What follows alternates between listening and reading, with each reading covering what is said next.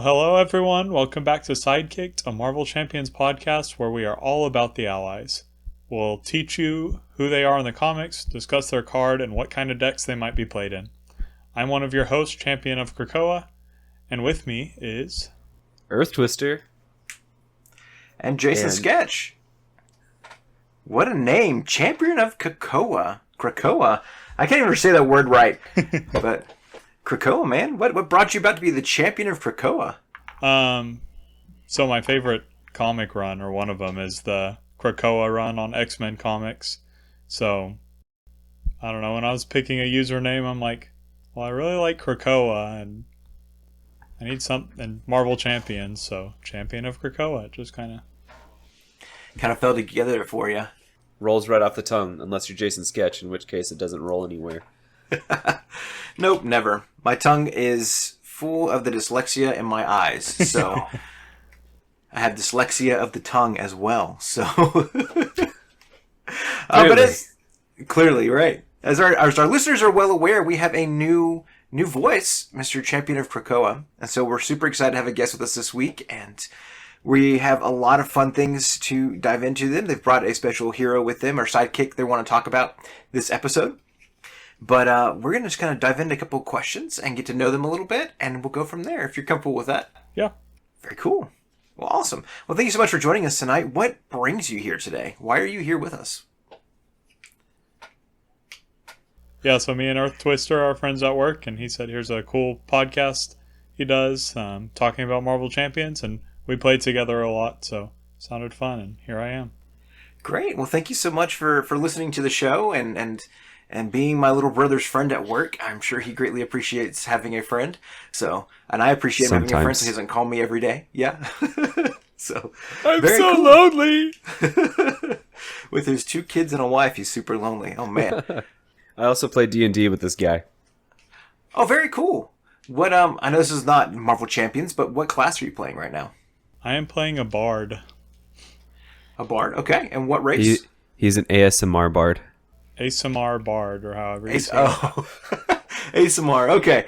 And that makes way more sense. Like, you're over here trying to get your 2 little spoons to... Yeah. No, my character plays a trumpet, so it's like the opposite of ASMR. So. Oh, yeah, that's pretty loud.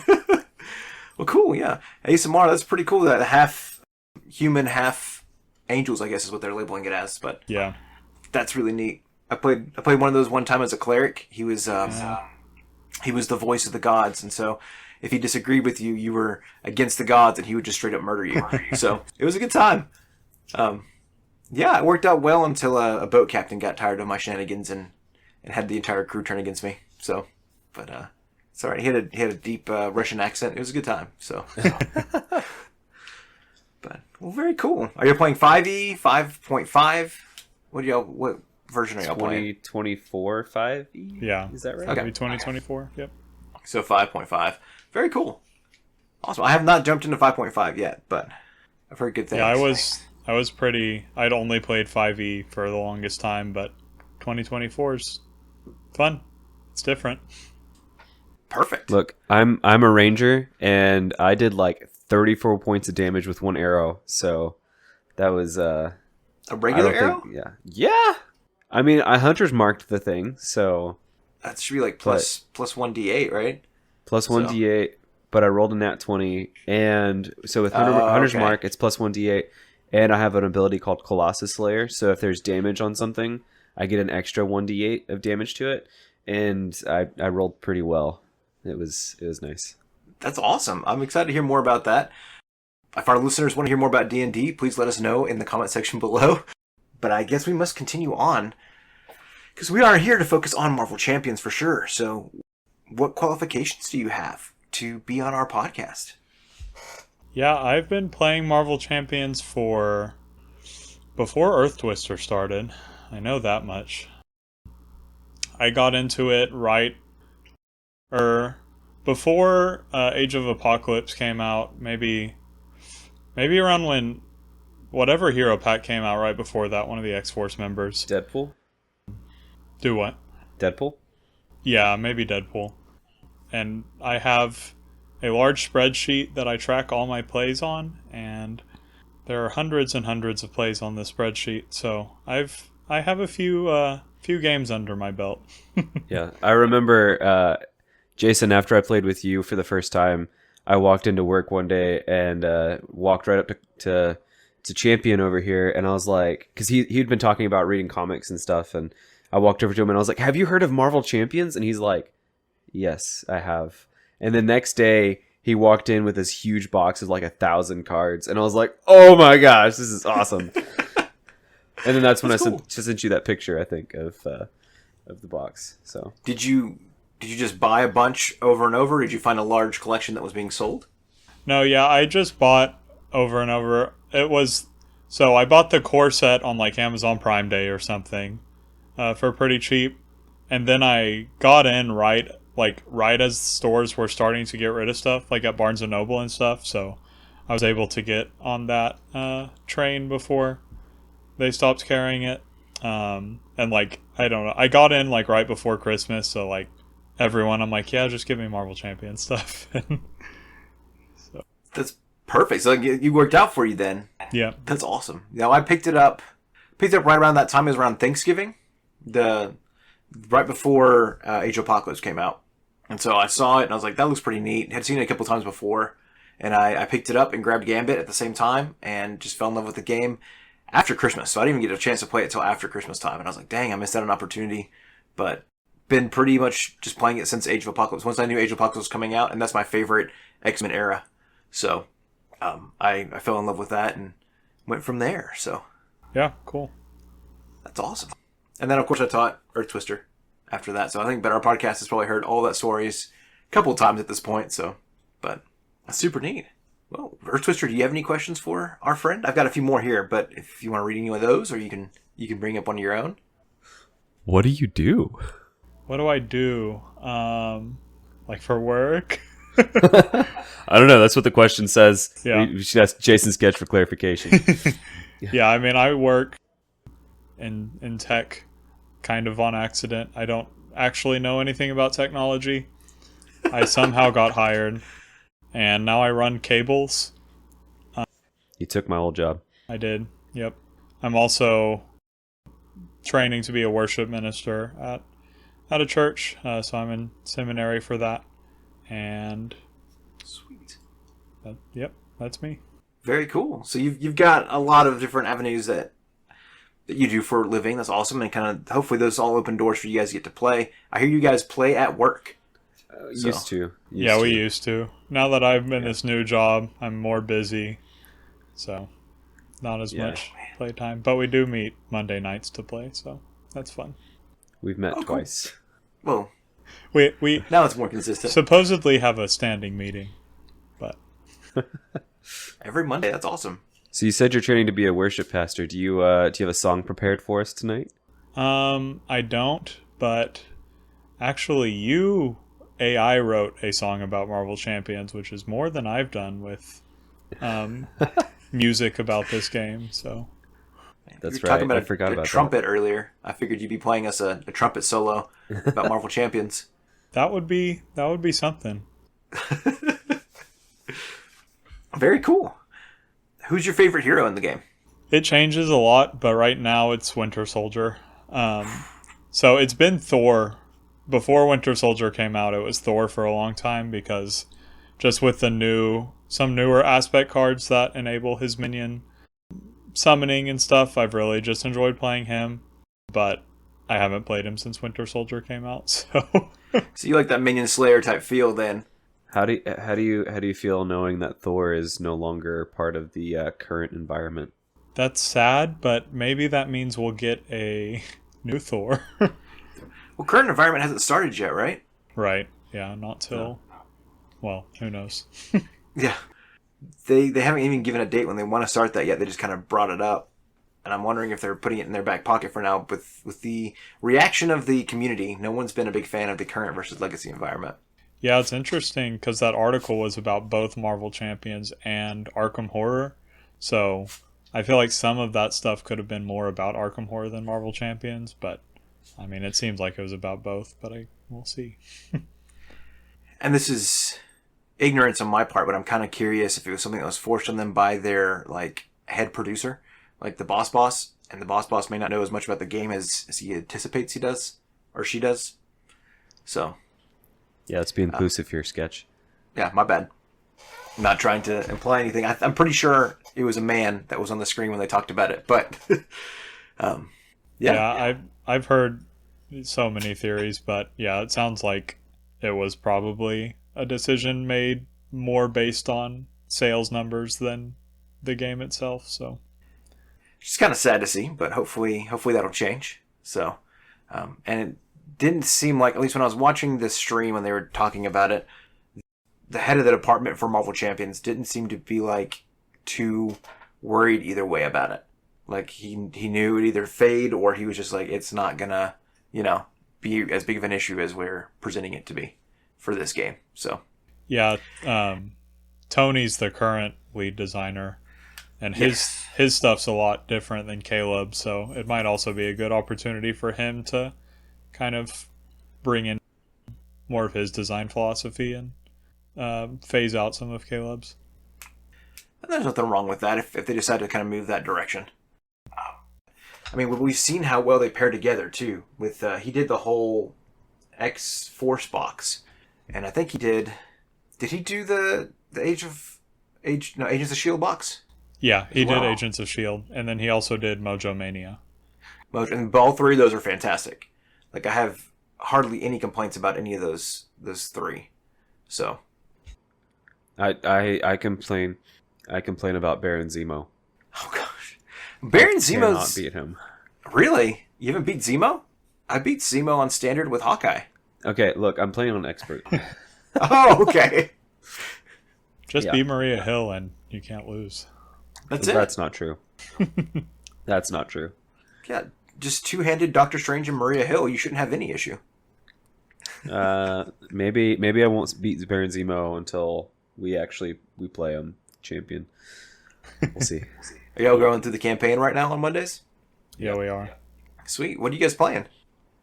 I'm running through with Black Panther protection deck, or Shuri Black Panther, and it's been a lot of fun, especially building up to with the Dora Milaje and then having that, what is it, leading blow.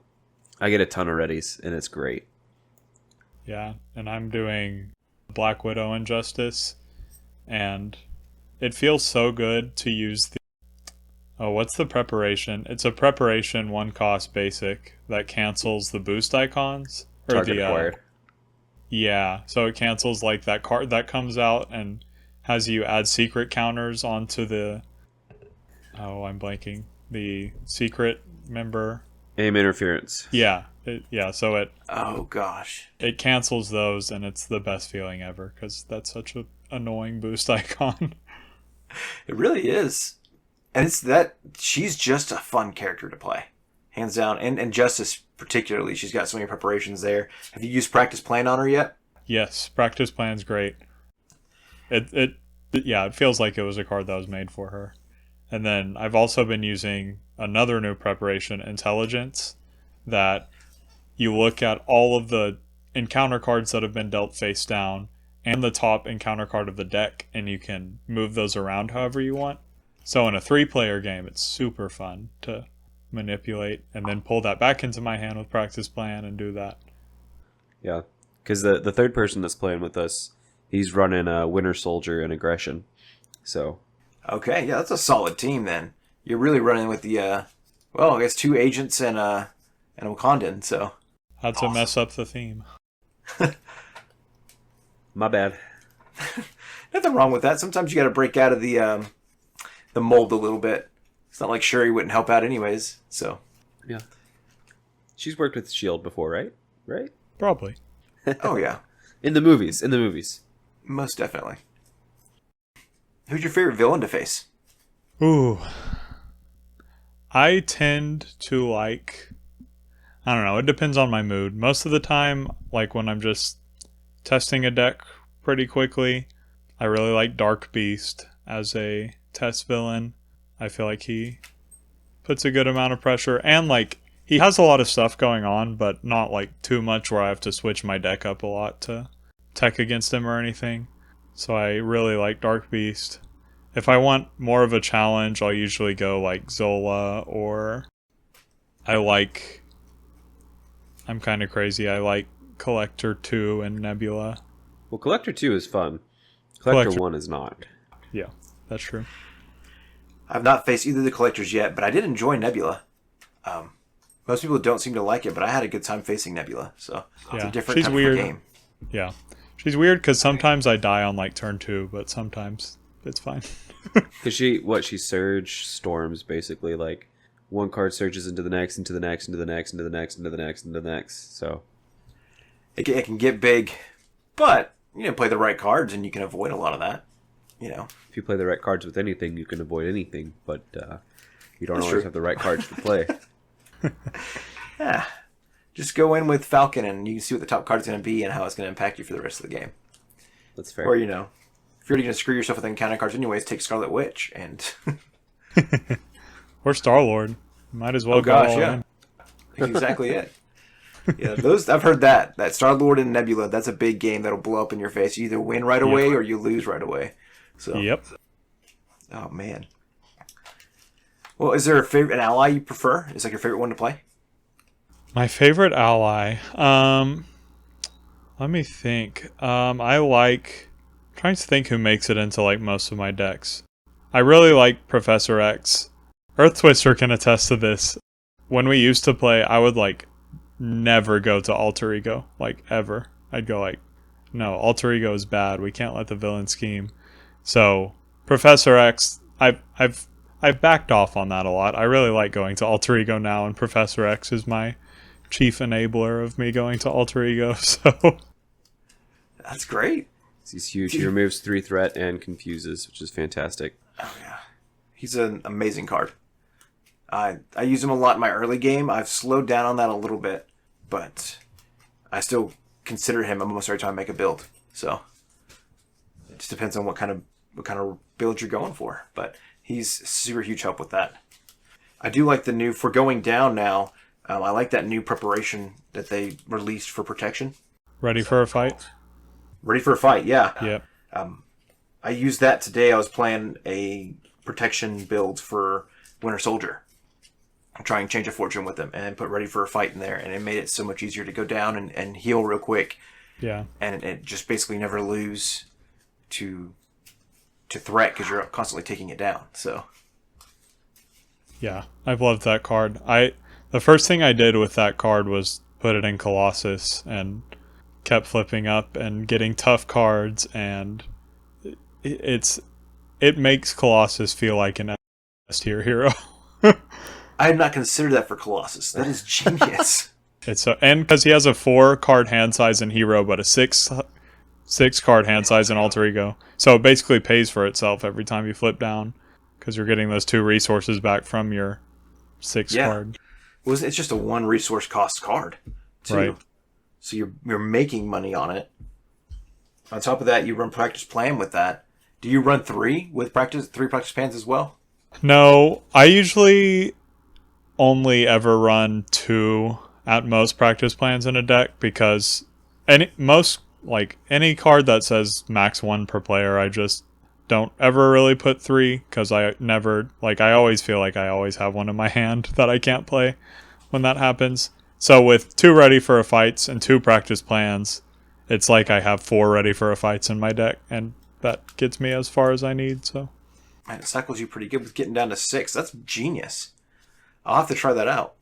it's fun. So very cool. And then you never die because Yeah, you never die, and then you throw Moira McTaggart in there, who gets you another card when you flip up to hero form from Alter Ego, and you're playing with 7 cards for most of the game.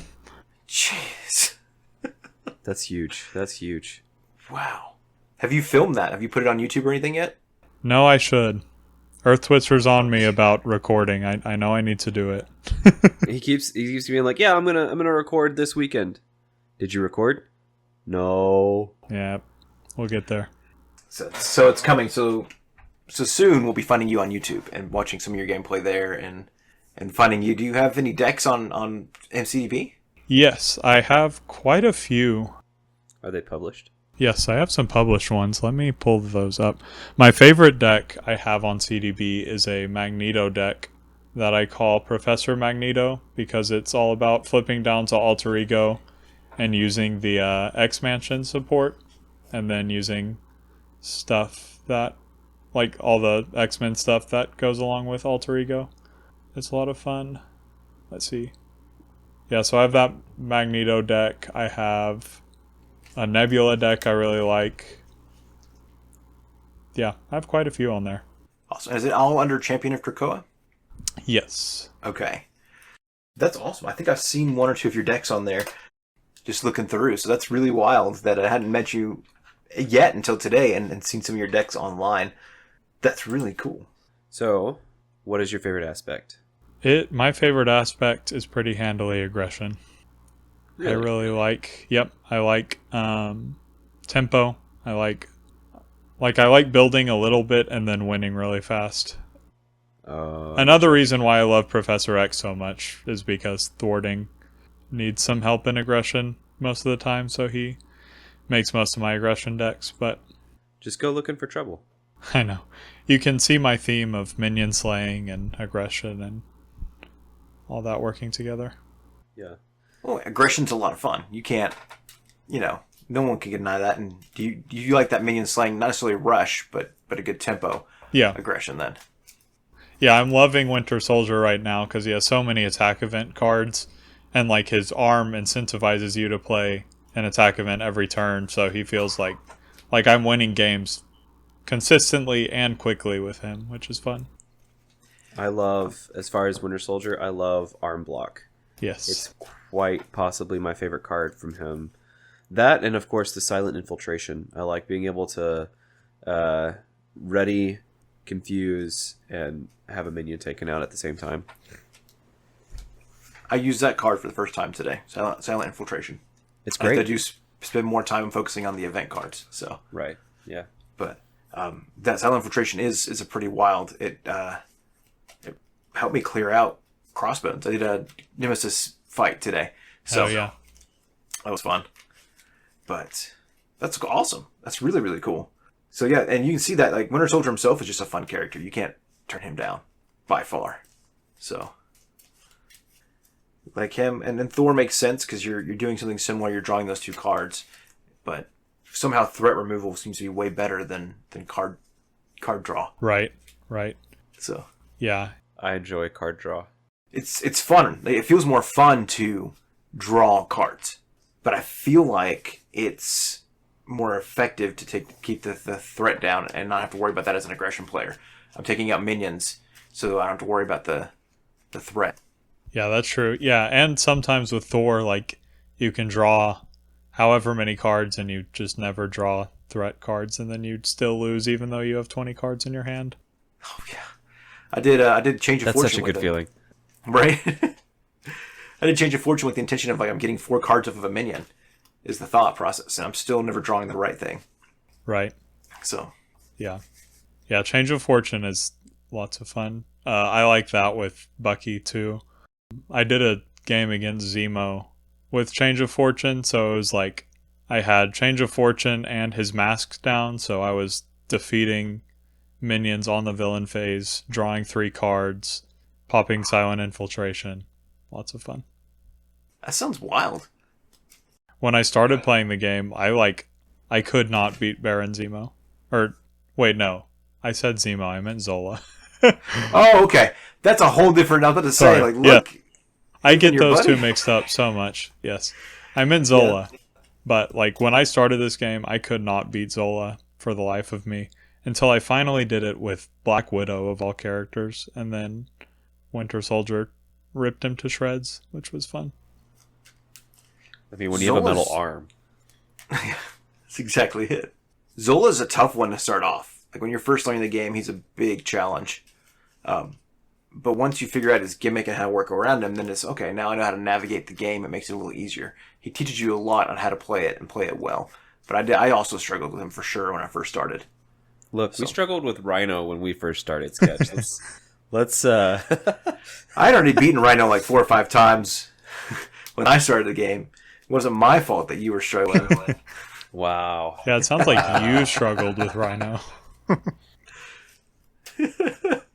When I taught him, we were both playing Justice, and so that was the difficult part. But you learn from that. You don't just dive into one aspect. I guess you can. Everybody can play the same aspect and still win a game. Just you know what part of the aspect you're playing. So Yeah. Which I guess leads into your next question, right? yeah. What's the next question? I'm not really sure what it means, but what's your favorite sub aspect? Is that Yeah. like... And so if you're looking at like protection, you're going to be saying, okay, I'm looking at a change of fortune. I like to play that, or I like playing perfect protection, or I like playing, this type of thing. Or with leadership, I like playing X-Men leadership. Or so you were talking about aggression. I think you dove into that a little bit with being minion slaying. Was what I understood to be your favorite way to play in aggression. Yeah, I like minion slaying. That's one of my favorite ways to play, but I also like ally swarms is a lot of fun. In any aspects. I like leadership's obviously the best way to do that, but it can be fun, especially like with X-Men characters because they have so many basic allies you can do some fun stuff with, Utopia or whatever. Speaking of ally swarm and leadership, have you tried out the strength and diversity card? Yes. So good. It's a new Falcon card, right? Yeah. It's the one that for each each trait on friendly characters, that's different, I think. You either choose to wow.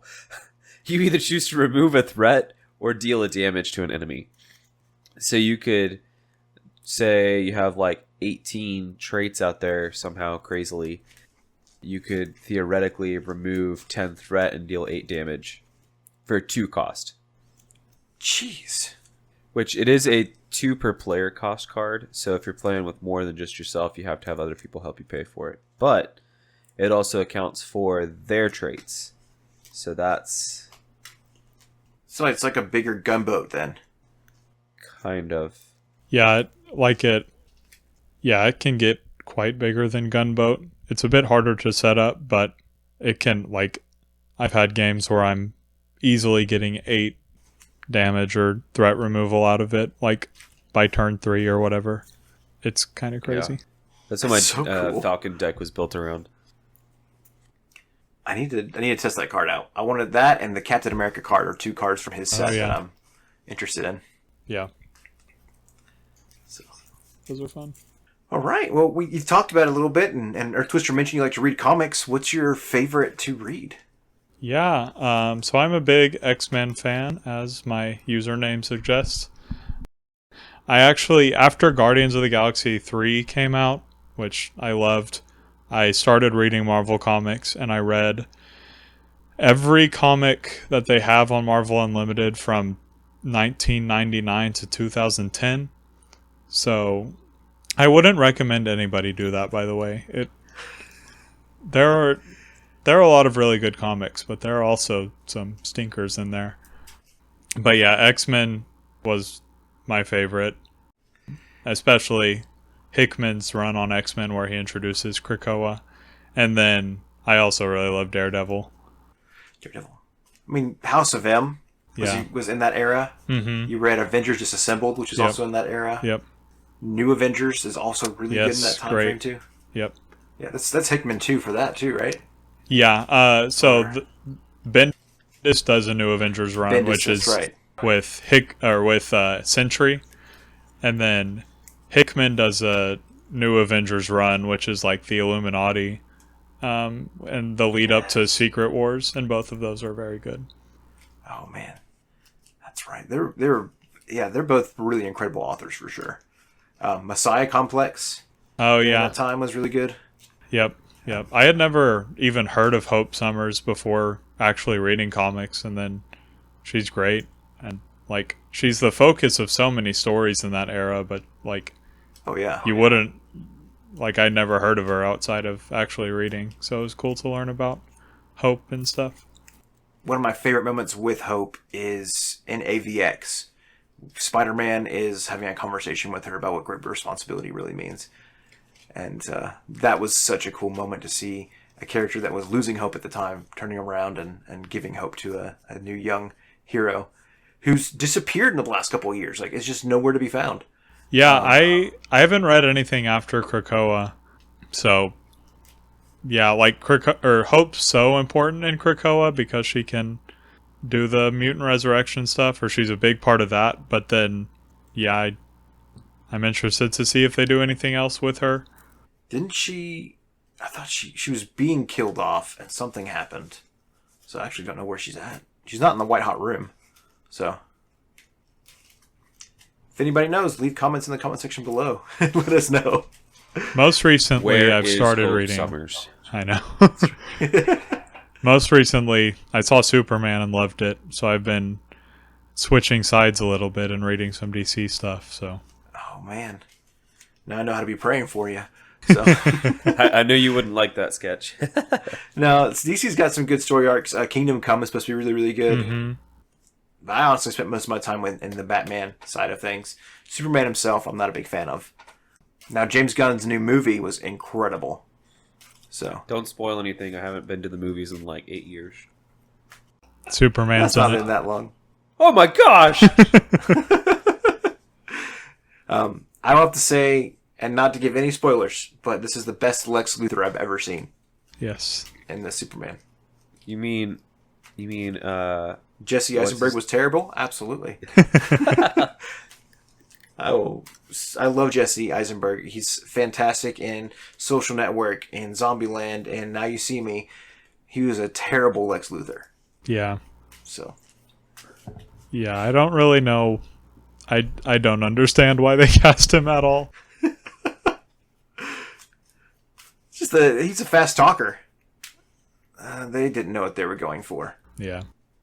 I feel bad. Zack Snyder tried. He did try. So. But I'm excited to see what James the Gunn's Snyder got in cut store. was good. Really? I haven't.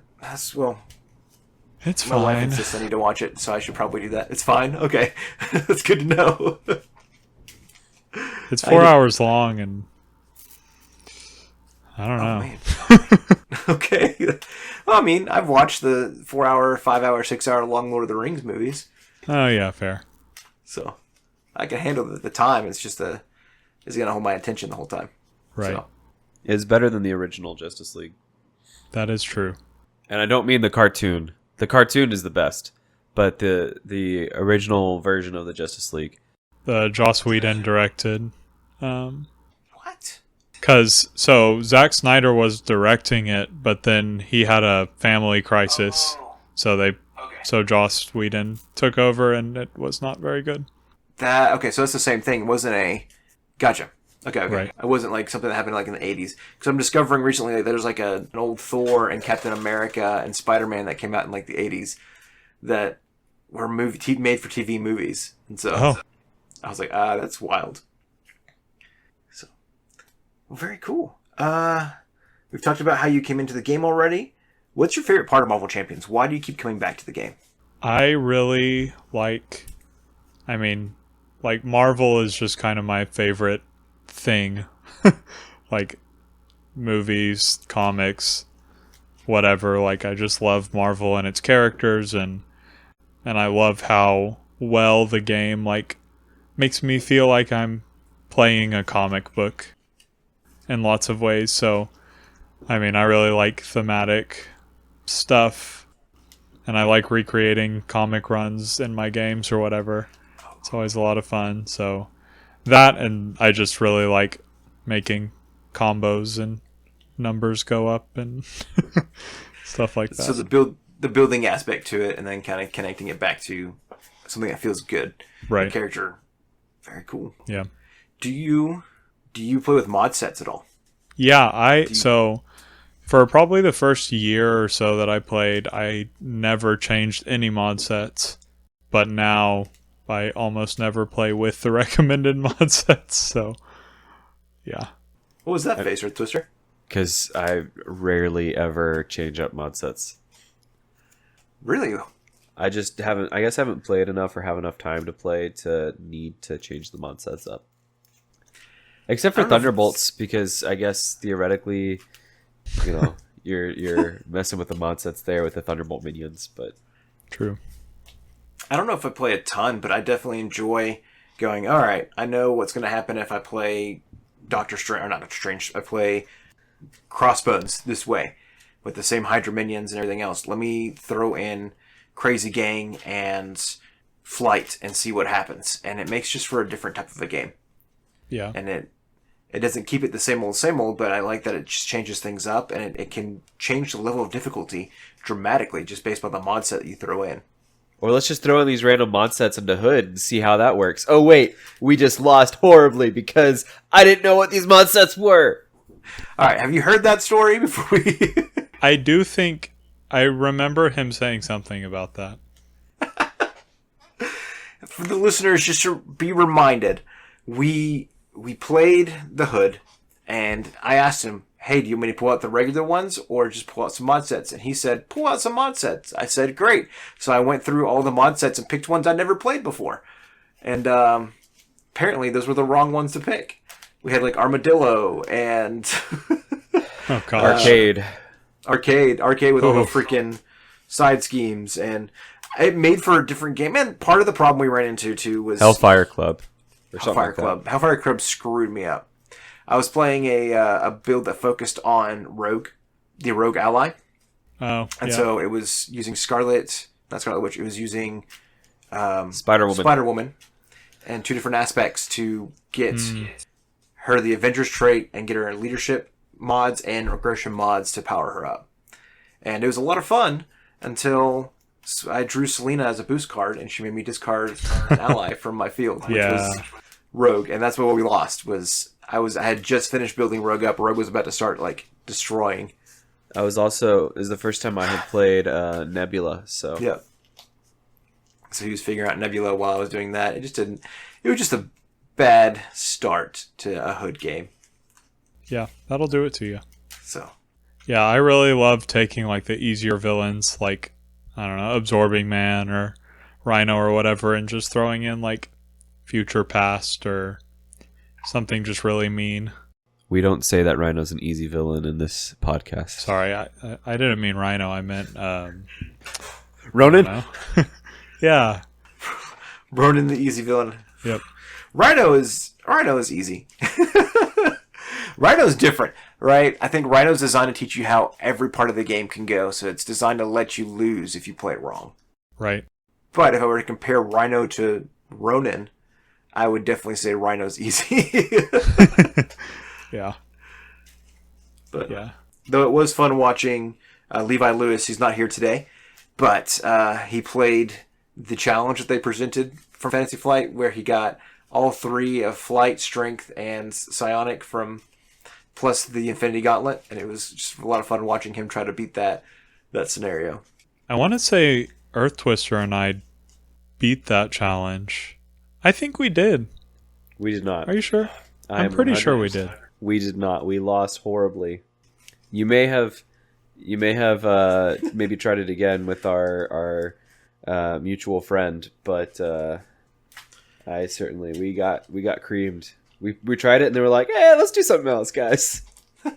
Maybe you're right. There was one game I remember, like, it was really hard, but we beat it. And it was one of those weekly challenges, but maybe it wasn't that one. Those were a I lot don't of fun. remember. Yeah. The only one the two that I remember winning was the one where you had to use fastball special and the one with Venom, and I played that one with Levi Lewis and his character died, but mine survived and killed Venom the next round. Oh, cool. And so Maybe that's the one we, like, it got really out of hand, but we still won it. Might have been it. I remember a couple of times where Yeah. I would die in the first one or two rounds and y'all kept playing, and then I would just sit over there in my corner just I mean, it's just part of the learning of the don't game. die. Yeah. You know, if you rush the villain, you never die. Right, yeah. right. They can't hit you if they're dead. That's right. That's why, you know, Nehemiah talks about they built the wall with a sword in one hand and the mortar in the other. While you're building, you got to still attack the villain. Yeah. Keep that sword.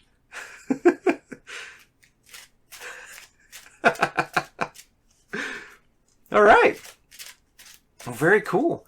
Well, we are excited to have you here because you get to start a new segment for us. This segment is called Quick Strike. Oh boy. So with Quick Strike, you're just going to be asked a series of questions, this or that questions, and you just have to answer. Don't give us a long way to answer, just answer the question.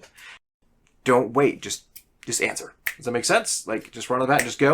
We're going to see how well it's going to go with you, and then I'm going to test it out on Levi Lewis when he gets back next week. So, are you ready?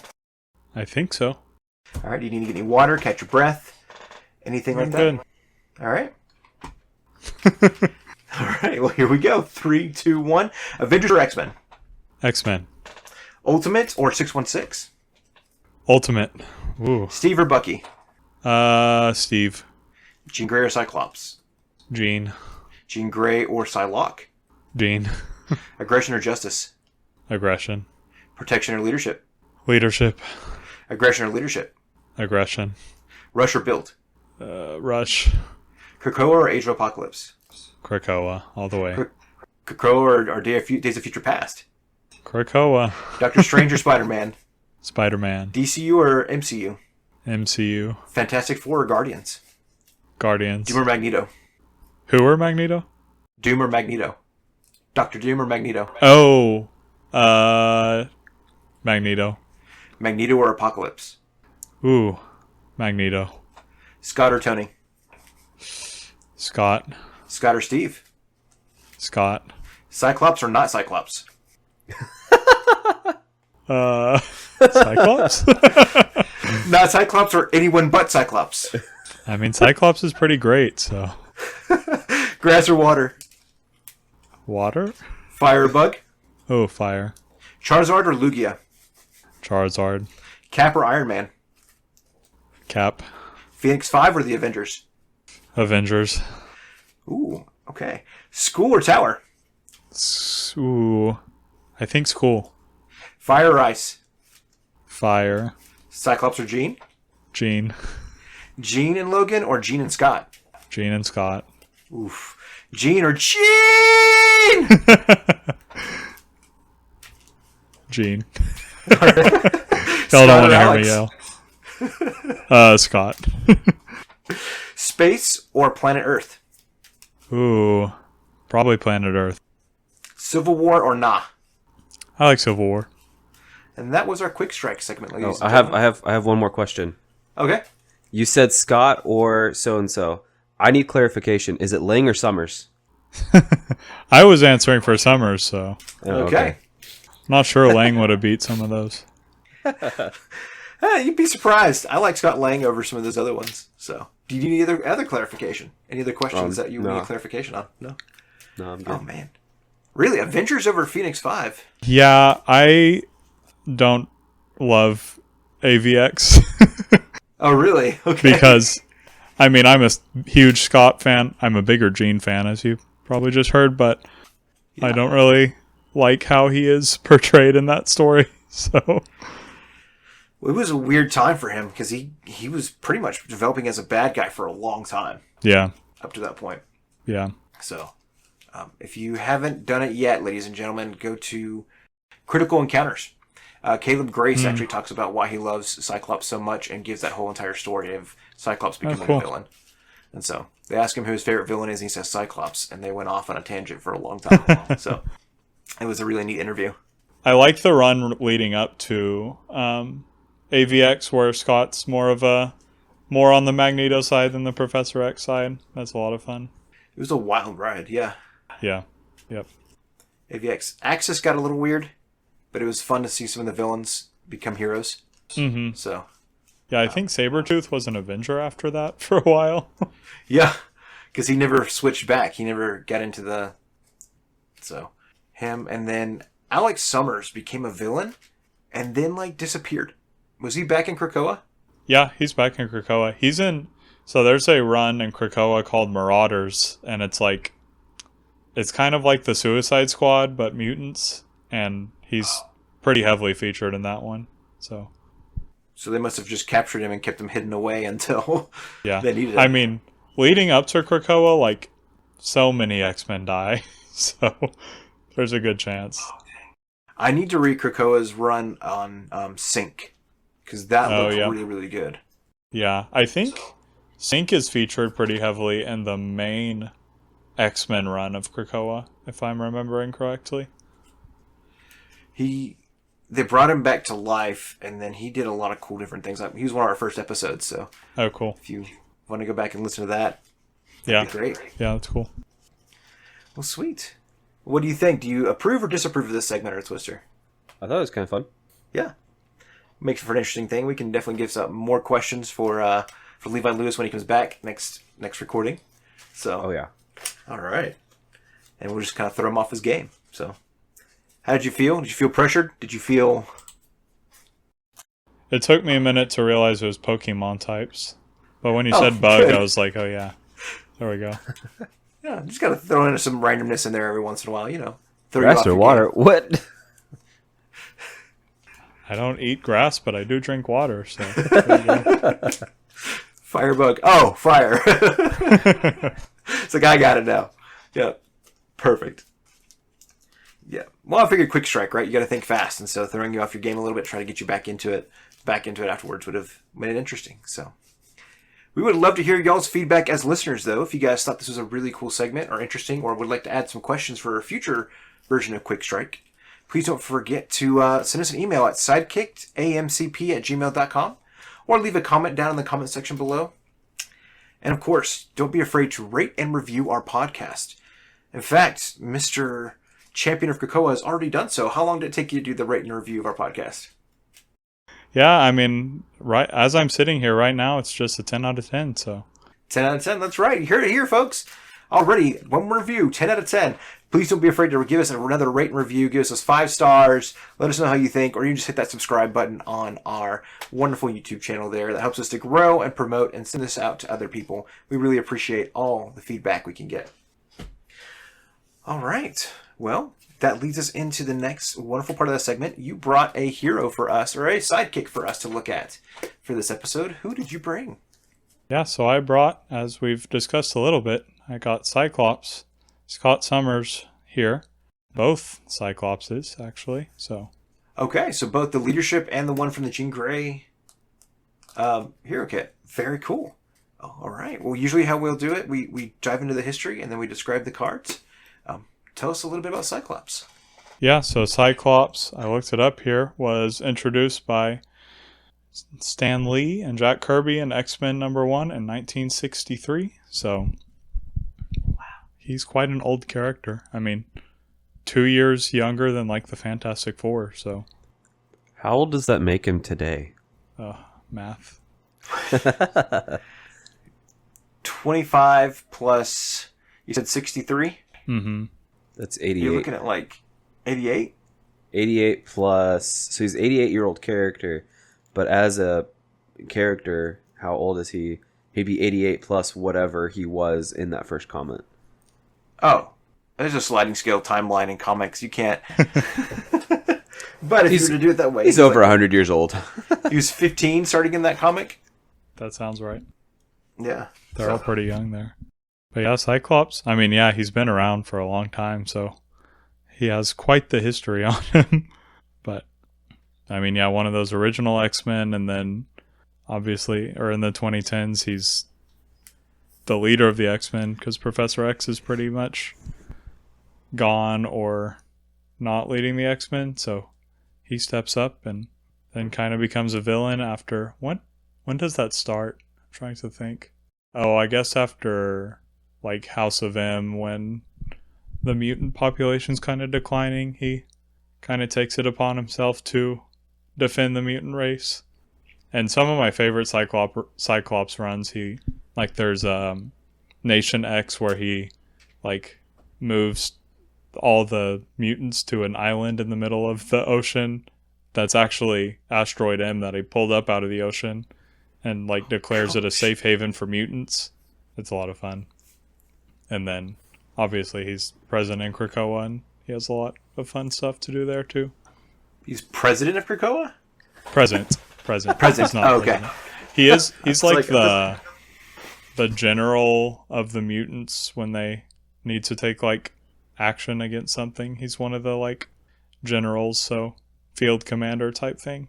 Okay. which lets him play his card first, even though he's not first player. Right, So, right. very cool. How did he get his powers? Was he born that way? Born with them, yeah. So, I mean, all mutants are born, at least with the ability to have powers. Some of them, they don't show up till later. I actually don't think I've read Cyclops' origin story, but I know, like, his optic blast, like, for the longest time, he doesn't know how to control them, and that gets him in a lot of trouble till Professor X is able to help him learn how to use his powers and obviously give him his ruby quartz visor that helps him keep those in check, which makes him iconic. Cyclops. I get it. In the 90s Iconic. Because he's got one eye. Yeah. I really do believe you are a dad. I got two. Yeah. Not two dads. I got two kids. You don't have two dads. Cool. In the 90s cartoon, it was something to like his parents pushed him and Alex out of an airplane that was getting ready to crash. Yeah. And then they hit some sort of vat or something that activated both their powers. But I don't. Yeah. I watched a little of that cartoon, but I remember now thinking about it, that plane ride, because I think in the comics that plane ride happens too, but neither of his parents actually die in it, or at least his dad doesn't die, and his dad becomes a space mutant or space pirate or something. Corsair, yeah. And then Scott and Alex also have a secret third brother named Vulcan, or Gabriel Summers, who is a villain character, which is cool. Golly, that Summers family tree's got to be wild then. Yeah, it gets crazier because then, like, you have Nathan, who's Scott and Jean's son, but he's older than them because of time travel. And then you have Rachel Summers, who's like Jean's daughter from another dimension, who's like part of their family. Oh man. Well, then you also have Nathan Summers from Age of Apocalypse. Oh right. Nathan Summers, Nathan Gray, and so true. Which is just an alternate reality Cable. So the X-Men 90s, the 90s X-Men, or whatever the latest show that came out on Disney Plus a while back. 97. 97. Is that actually accurate with the whole, like, it wasn't actually Jean Grey? Madeline Pryor? Yeah. Oh, yeah. It was Madeline Pryor and Cyclops, because it's a big deal. Cyclops, that's right. Oh, Cyclops. okay. No, it's Madeline Pryor and Cyclops, because it's a big deal when Jean Grey comes back. Yeah. And Cyclops realizes that he's back, and they had just had their baby, and he leaves her for Jean Grey. And so... Madeline Pryor gets some fun stuff to do in Krakoa, too. Oh, really? Mm-hmm. She's scary, dude. Yeah, they deem her not a mutant, and therefore not eligible to be resurrected. And she understandably gets upset about that. Oh my gosh. Why would you get upset about that? Why would they label her not a mutant? Because she's a clone, and therefore doesn't count. Oh my gosh. That's messed up. And then they make, what's her name, Miss Marvel, a mutant, and resurrect her or something. Yeah, Ms. Marvel was created as an Inhuman and then turned into a mutant. But yeah. So Cyclops. Back on track. Yeah, very cool. Any other big history points that you want to share about Cyclops? Or I don't know. He has, like, he's been one of my favorite characters to read just because he is at the center of so many runs. And he has, like, everyone thinks of him and Jean, obviously, as, like, the main couple. But throughout the 2000s and 2010s, him and Emma Frost are actually a couple. Which is fun. How did Emma take it when Jean Grey came back in Krakoa? So... What was that before? So, her and Scott had already, like, broken up by then. Because after Phoenix 5, because, like, Scott betrayed her in Phoenix 5, or she betrayed Scott or something. And then that ended their relationship pretty much. So by the time Krakoa rolled around, it was, That was definitely a different time. Well, and she was like a key player in House of M to bring that back. Mhm. Yeah. Her, Yeah. Wolverine, Luke Cage. Another rabbit trail. One of the main characters in House of M that pulls them out of that reality is Butterfly, or Layla Miller, who Yeah. goes on to be in my favorite X-Men or X run, which is X Factor Investigations. That's her? Yeah. Yep. She's one of my favorites. I love that run. Because she goes... Just so Is she you the know, good girl viewers, Jason Sketch is over here fangirling right now. It's comics. I love talking comics. She's one of the ones... Because we just did the Multiple Man episode recently. Uh-huh. And I was talking about where they have alternate futures that they send Multiple Man into to see what some of the outcomes are going to be. Yeah. Or one way to survive. And she goes with one of the dupes, doesn't she? Uh-huh. Yeah. I couldn't remember who she was, but that's right. That is her from House of M. Oh my gosh. Yeah. So, yeah, I'm looking at my wall right now. I have 3 different X Factor covers from that run hanging up. Oh, I heard really good about it. Good thoughts about that one. Yeah. Yeah, it's great. The author actually just died like a few months ago. Oh, I'm sorry to hear that. But I say that because I was reading a comic book today, and that came out today, and it had like an in memoriam little spread for him, so that was cool to see.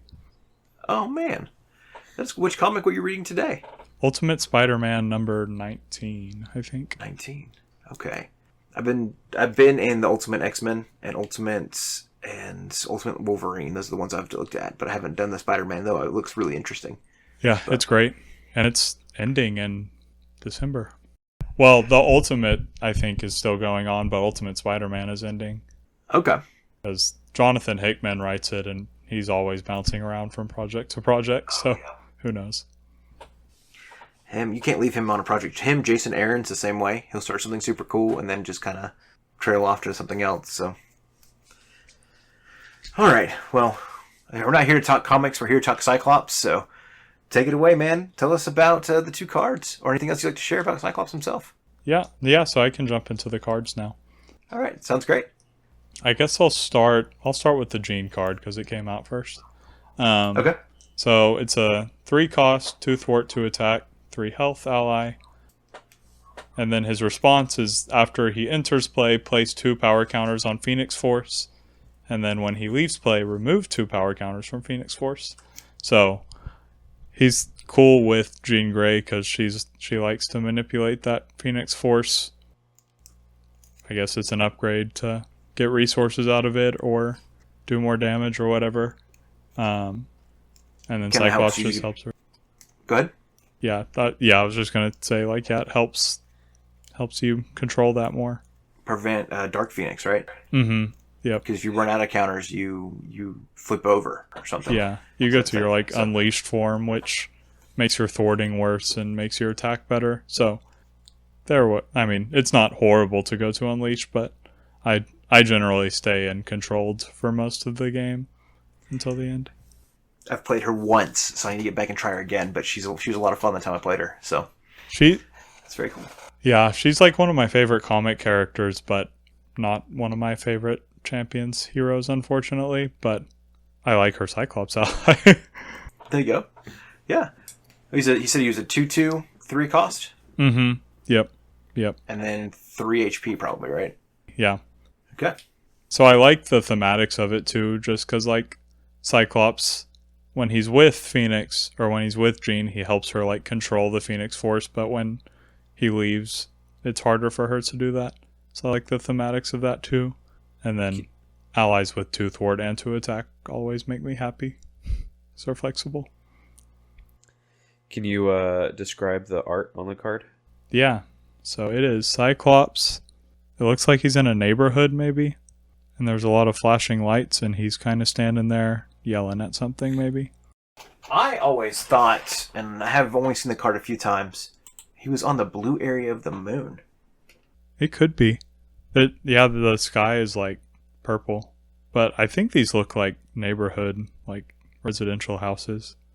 It would be fitting if he was on the blue area of the moon, though, because of like the Dark Phoenix run.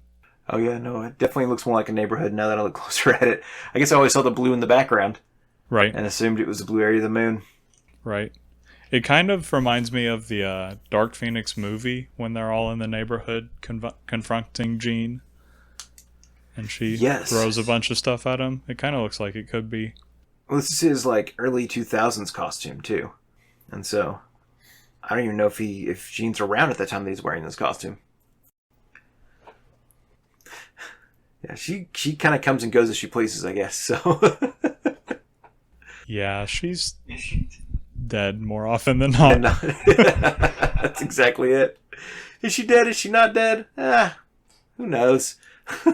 Right. She's a phoenix. She can resurrect or whatever. Kidnapped That's by it. Mr. Sinister that nobody knows about, turned into a different character, Madeline Pryor, and then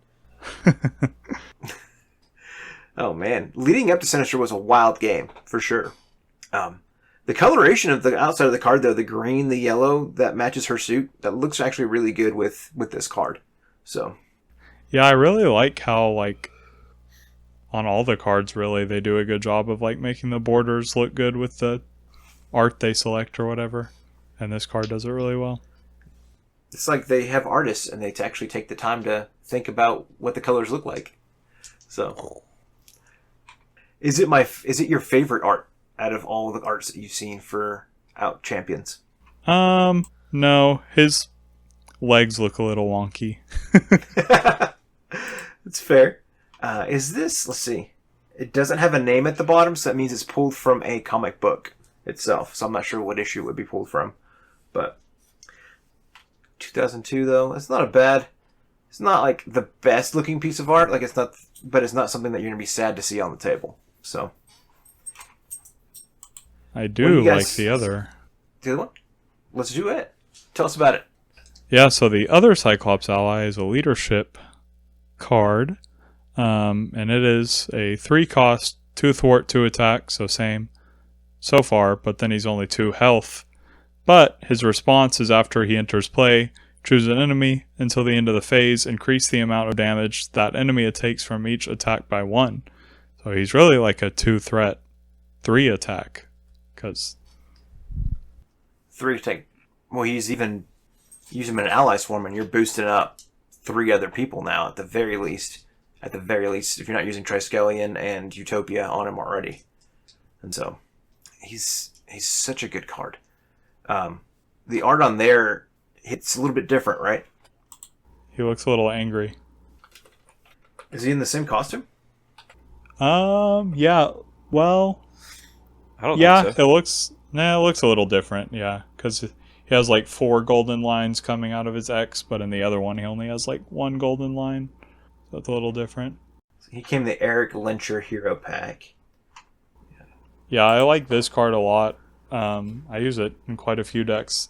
My favorite use of it is in War Machine, because you can use his little shoulder cannon and increase each shoulder cannon, because it does like 1, and then you discard an ammo, ready it, so it does like 2 damage, 2 damage, 2 damage, 2 damage, and it gets really good with that card.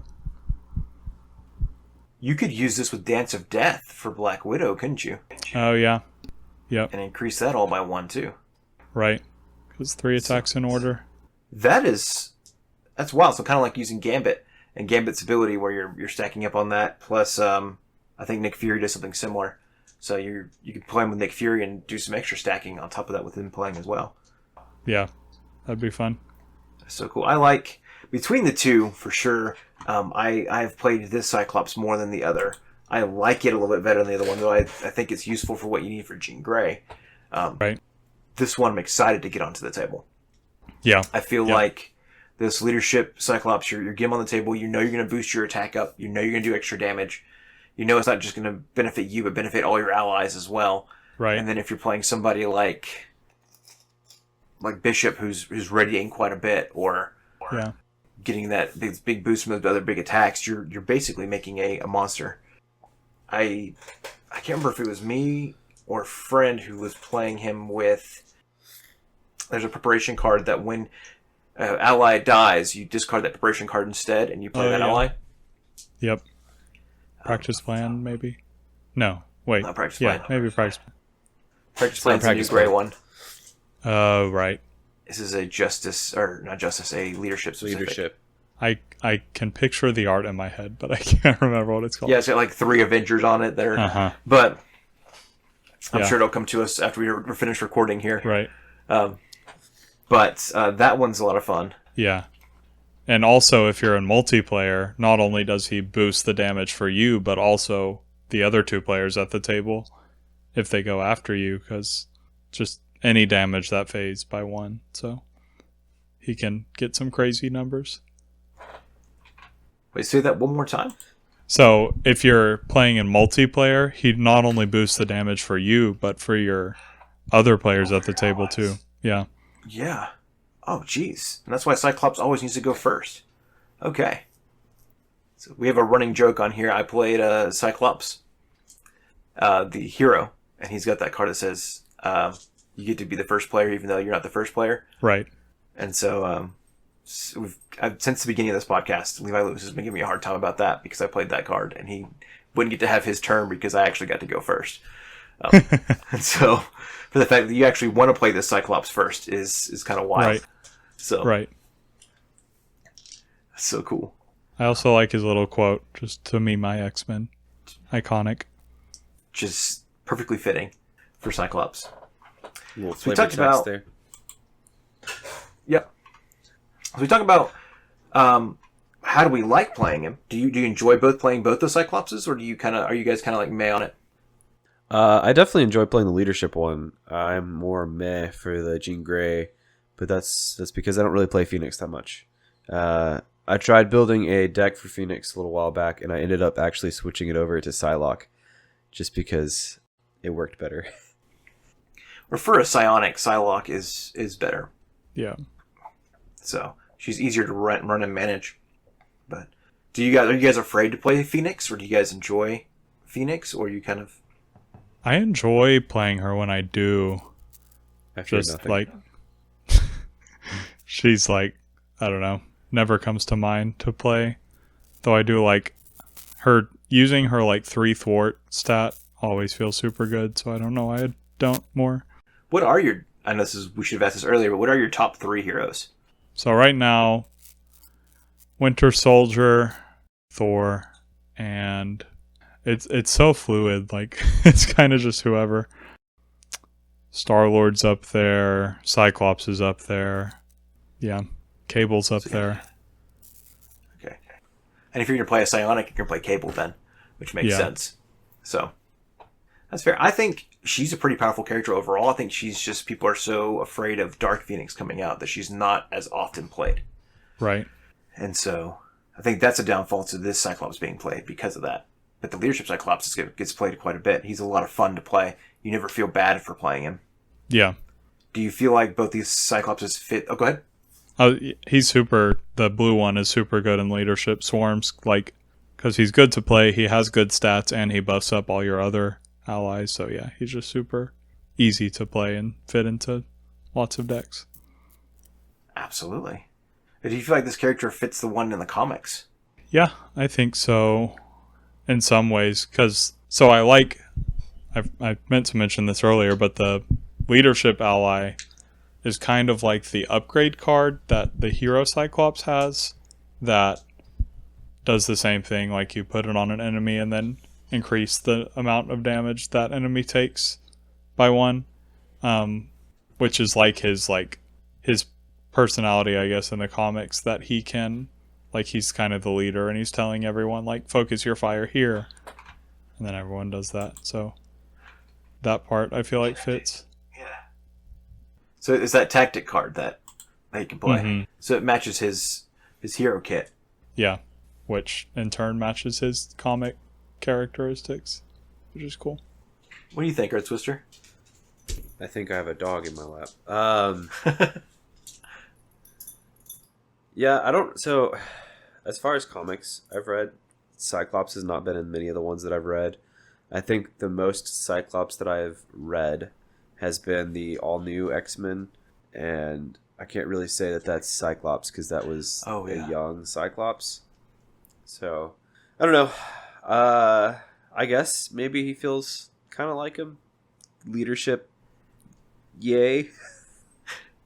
That's the best I got for you. Sorry. I feel like thematically, the leadership one, I agree with you there, Champion of Krakoa, that it does feel thematic in the sense of the leadership one. When he comes onto the table, he's coordinating the attacks, which then makes your attacks more efficient.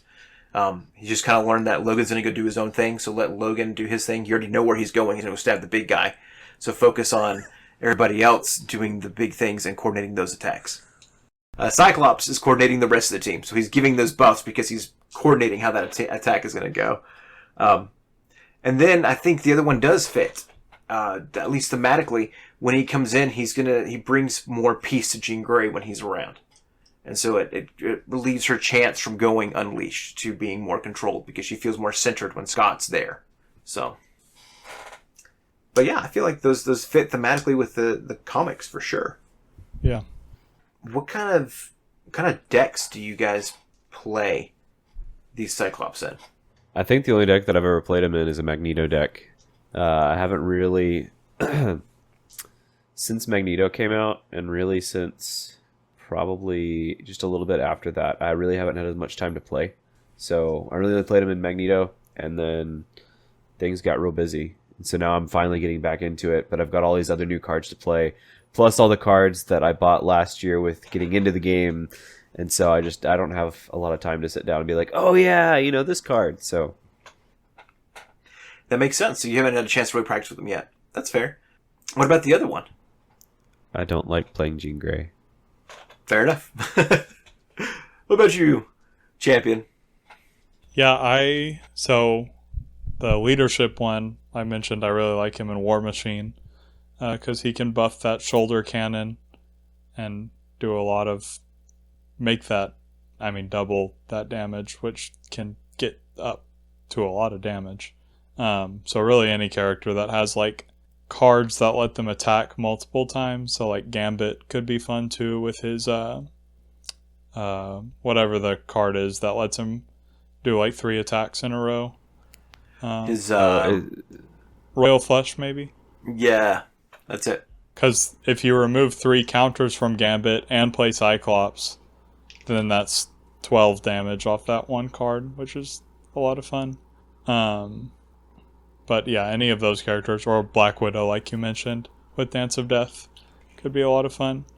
And then the other Cyclops from the Jean Grey kit, I really like playing him with like Make the Call or recurring him a lot, because each of those counters that he's adding are resources for Jean Grey too, because you can use them as resources by removing them.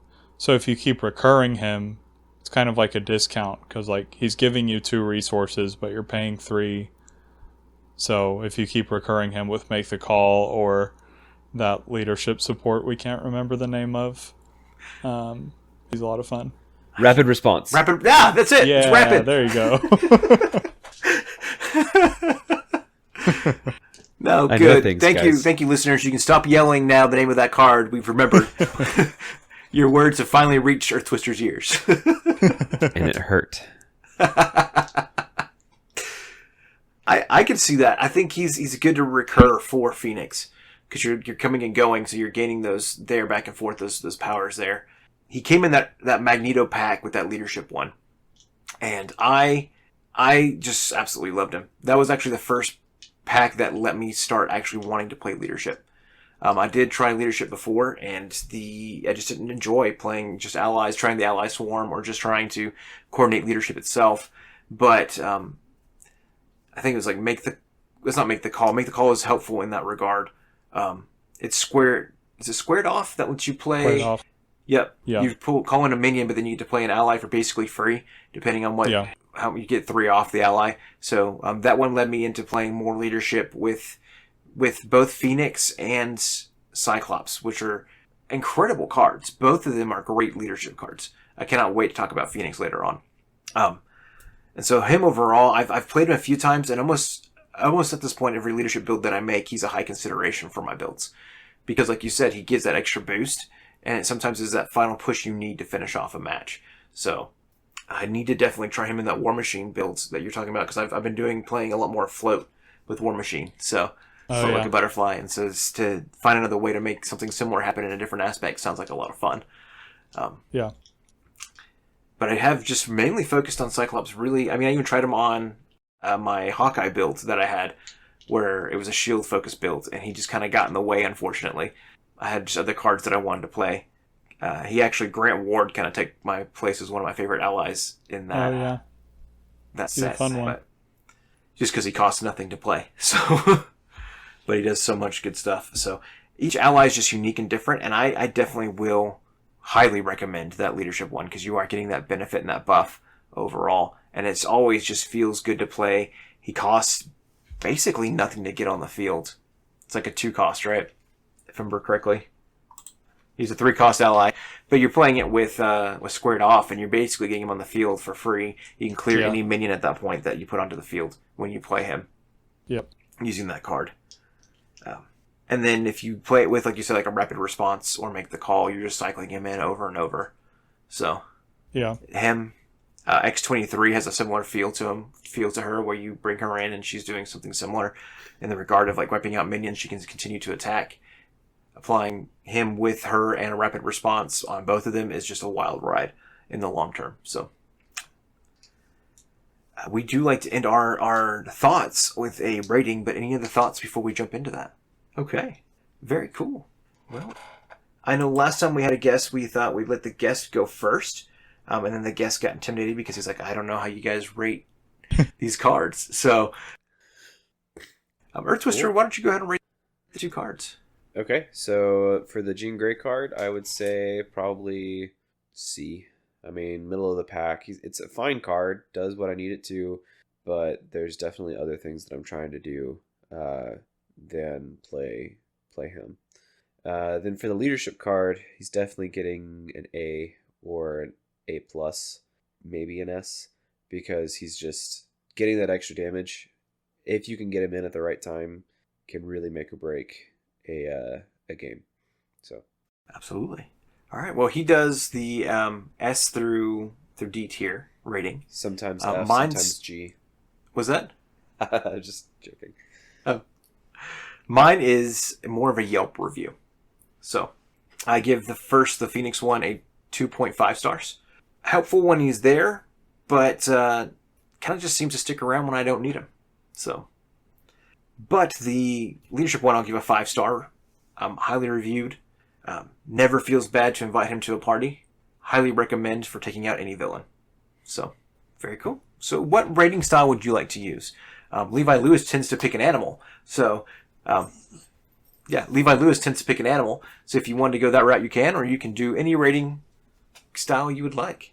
I'll do it in X-Men runs. So, okay. I'll give the Jean Grey ally an Avengers vs. X-Men. He's okay, but he's not my favorite. And I'll give the leadership ally I'll give him a House of X Powers of 10, because he's great and one of my favorite things ever. That's great. Well, Champion, it's been awesome having you here. Thank you so much for hanging out with us. Yeah, thanks for having me. It's been fun. Any final thoughts or questions for us or from us that need to be said? No, yeah, this was just fun time. Glad to talk about my favorite game with other people. Very cool. When you do start your YouTube channel, where can we find you? Yeah, my YouTube channel, I believe, is also just named Champion of Krakoa. So the channel exists. There's nothing on it yet. So might be a little disappointing if you go on there, but that's where you can find me when it does go up. And on Marvel CDB, I have some decks up, so you can find me there too. Perfect. And are you on the Marvel Champions Discord? I am in the Marvel Champions Discord as Champion of Krakoa as well. Very cool. So that's the 3 places that you can find him there. You can always find Earth Twister and myself here on the podcast, on our personal YouTube channels, Marvel Earth Twister and Jason Sketch. So don't be afraid to hit us up on those spots, and we appreciate having you all here. How many J's is that in your name? It sounded like you said Jason Sketch. Jason Sketch. That's not dyslexia of the tongue again, man. So, all right. Well, we're going to go ahead and sign off. Thank you all for hanging out. As always, my name is Jason Sketch, and next time I'll be deadly serious next time. I've been Earth Twister, and stay twisty. You can do whatever you want. I'm champion, so stay champion-y. And that's it. You can exit out of that thing now. Hit end recording.